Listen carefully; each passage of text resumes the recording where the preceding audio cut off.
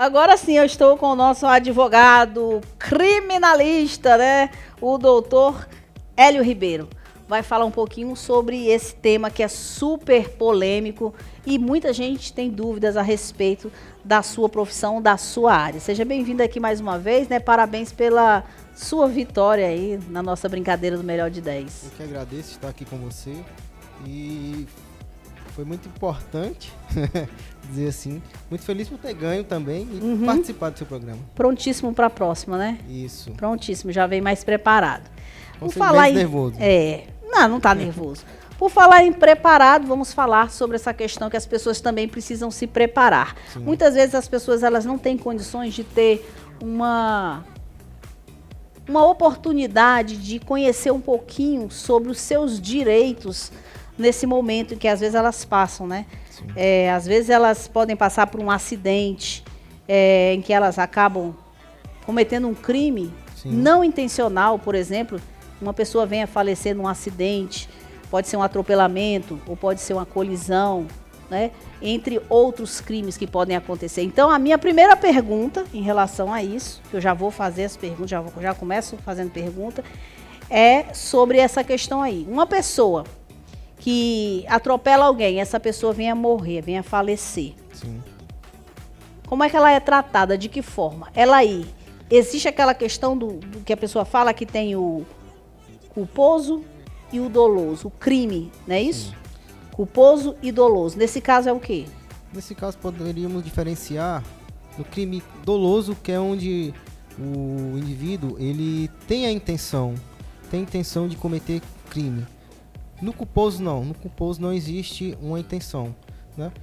Foi um acidente, foi sem querer. Foi uma negligência, foi uma imprudência, né?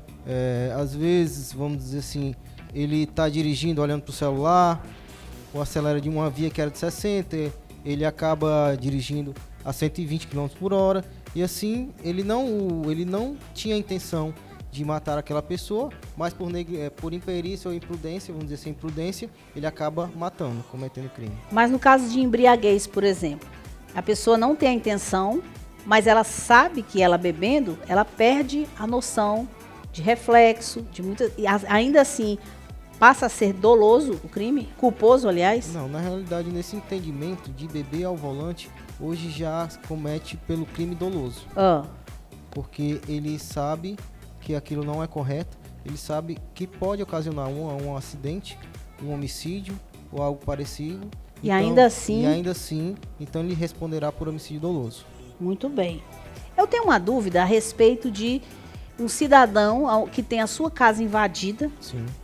Um ladrão, seja o que for, ele tem a sua casa invadida e aí ele acaba matando aquela pessoa dentro de sua casa. Primeira pergunta que eu faço: quem vai responder o crime, ele vai. Sim. Mas ele vai preso logo de imediato? Não, ele não vai preso.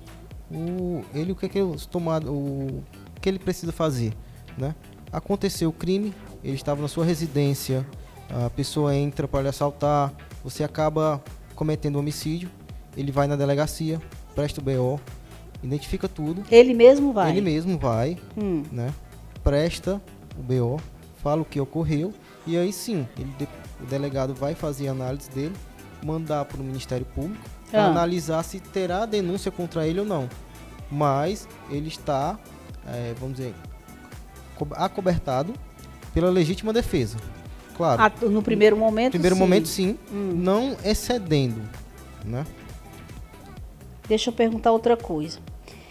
Quando a gente vê muito isso e as pessoas se revoltam, né? É aquela questão, por exemplo, de que você comete um crime e de repente a justiça ela é severa.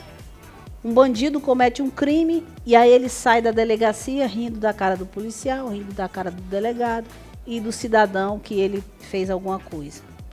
As pessoas acham que a lei não é justa quando um bandido comete um crime, quando o cidadão comete um crime. Isso procede? Não, não procede. Eu acho assim, a lei é igual entre as para todos, certo? Só que devido à quantidade e número de pessoas fazem coisas erradas e acabam tomando como base uma pessoa que realmente fez sem intenção, um homem de bem, e acha que por ele ter ficado, acaba, vamos dizer, ficando com esse preceito, vamos dizer assim. Entendi.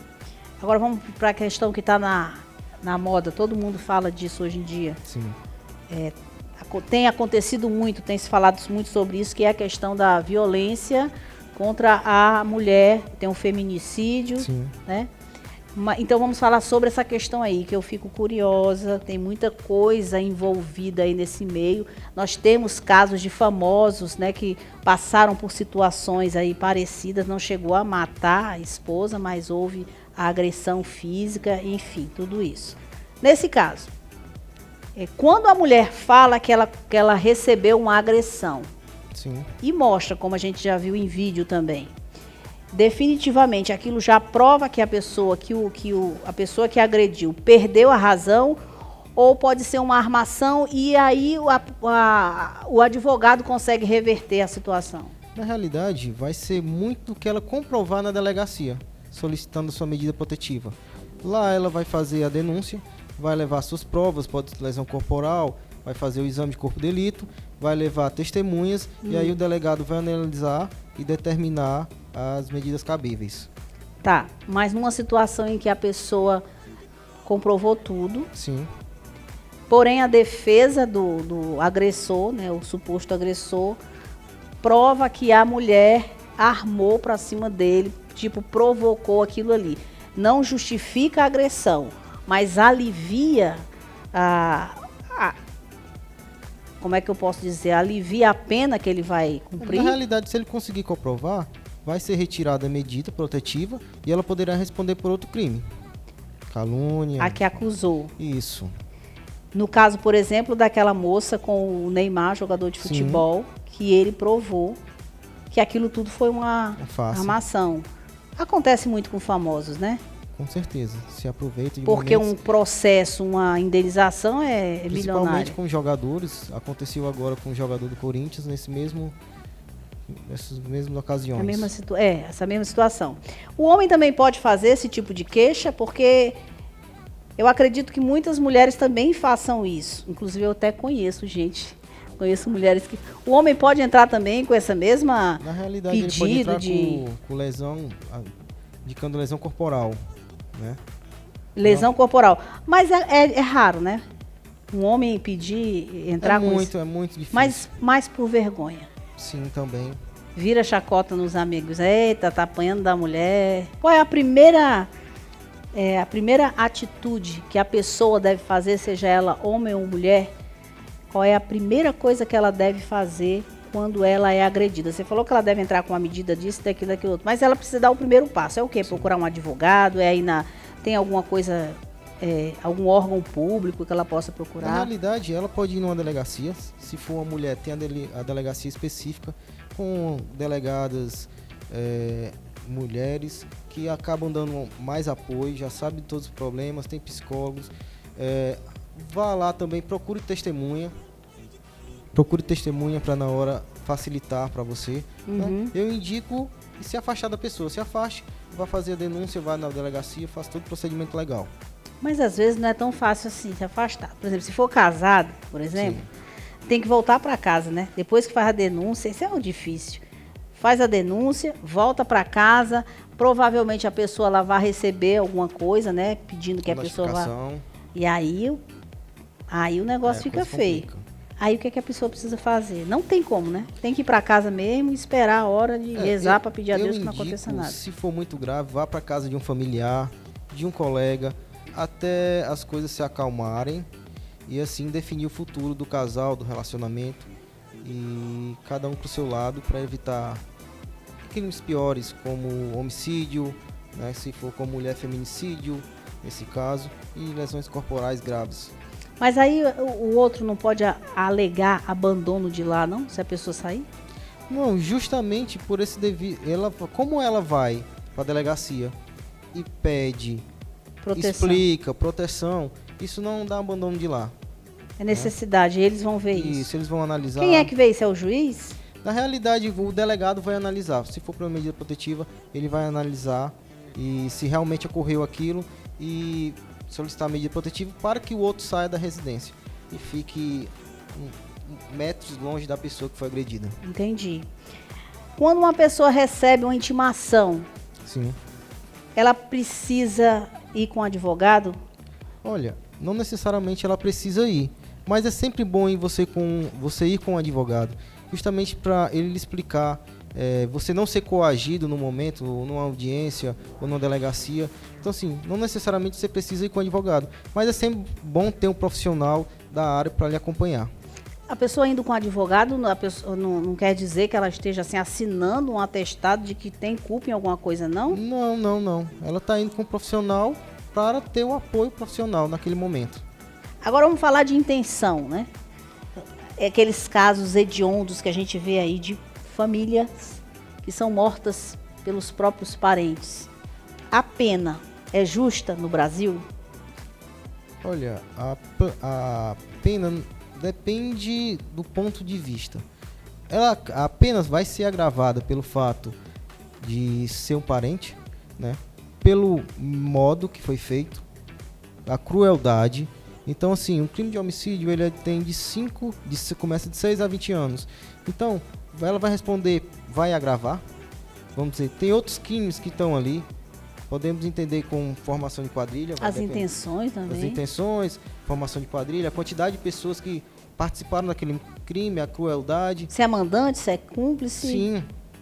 Então, vai ter uma pena muito alta nesse contexto. Mas no Brasil, qual é a pena máxima descontada aí todos os benefícios? 30 anos.